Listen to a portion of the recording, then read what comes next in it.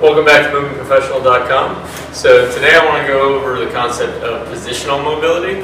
Alright, so we look at what we're doing throughout the course of the day. A lot of times we are in one position. We're in a static position, which creates chronic positional changes or chronic shortening of different tissues and chronic imbalances of our musculature. So the two most common things that we'll find ourselves doing for long periods are sitting and standing. Alright, so if we look at sitting in a chair, you're going to be, in a traditional chair, you'll have about a 90-degree angle at the hips and a 90-degree angle at the knees. Alright, that creates shortening of the structures in the front of our body, mainly hip flexors, abdominals, trunk flexors, and then also in the back of the knee here. So anything that flexes the knee, these muscles are going to be chronically shortened, and then the extensors of the knee are going to be chronically lengthened.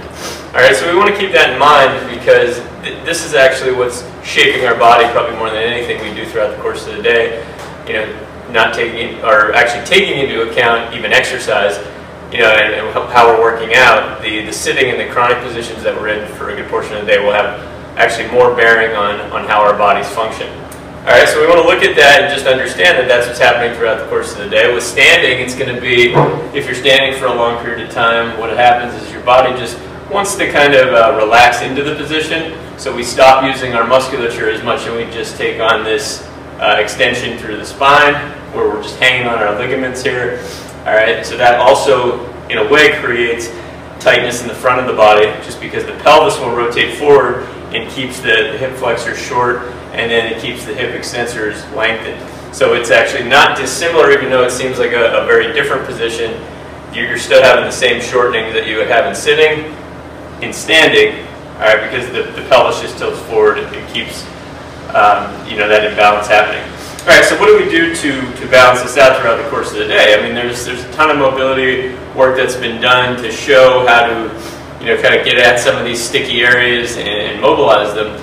But we also could think about how do we kind of take the concept of position and flip it on its ear and make it work for us instead of against us. So we can think about what we're doing in sitting, and we want to open up the hip flexors. We want to kind of get into the opposite position. The other thing we want to do is take the compression off of the spine, so the downward compression, so we can lie on our stomach. And that's a good position to kind of counterbalance what's being done on a chair. Alright, so now I'm not getting the compressive forces down through the sit bones here. I'm able to lengthen the spine a little bit, and I'm opening up the hip flexors and stretching out the abdominals a little bit. Alright, if I'm too extended here and this isn't comfortable because you don't have the mobility to extend the spine at all, then you can just flatten out even further into a prone position. Alright, so this position here is mobility for the front of your body. It's opening up the hips, it's opening up the abdominals, and then if I rotate my head one way or the other, I can actually be working on some neck rotation. So if you don't have the mobility available to do this, then you just modify. You can put your forehead in your hands. Alright, the key is not to spend too much time in any one position, but explore different positions that you can relax into to counterbalance what you're doing throughout the course of the day. Alright, so you can also then take a ball if we have too much of an extension happening just because we're spending too much time in a chair, and even when we go on the stomach, there's still going to be some compensations that take place. What we can do is start getting into some of these areas that are sticky while we're in this position. So we just put a ball on the belly, which will get deep into the psoas and some of the abdominal regions, and just lay here with the ball there, trying to focus on relaxing your breathing, and just let the ball sink in. Alright, we can open this hip up. Alright, but we're not really doing much work. We're just trying to let gravity and our position mobilize us. Okay? So we can spend I wouldn't spend more than 2 to 3 minutes in any position, because getting out of the position may be uncomfortable if you're not used to being there. Alright, and you can look at both sides. It's a good way to look at your asymmetries and your differences side to side. Alright, so we can take a ball like that. We can also take a bigger ball and go right in the center of the belly. And we're just laying here, we're working on this prone position. And put my arms overhead, I'm also working on my overhead position. But the key is that I can relax into it and I can spend some time here and ultimately get comfortable here, sort of like I'm able to get comfortable while sitting in a chair and standing. All right, breathing here. Breathing is really important, trying to take longer exhales so that the ball can sink in. All right.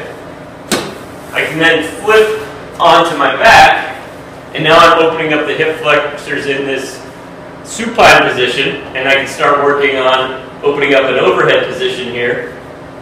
Alright, so just hanging out here, spending some time, hands behind the head. Alright, this just becomes a great way to open up your mobility.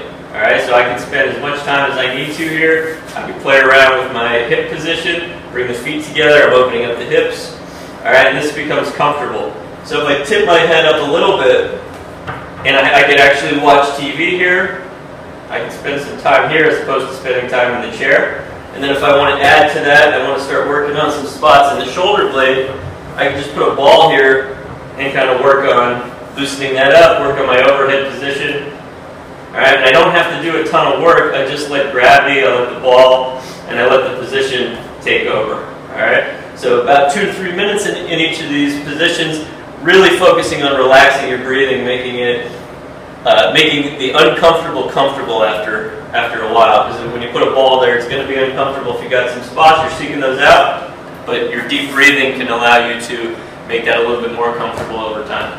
Alright, so there's plenty of different ways that we can use position to help mobilize us. Alright, and then we just add a little bit to it. So I want that to become a theme in looking at how to balance out some of the damage that's being done while they're just in these chronic positions throughout the course of the day.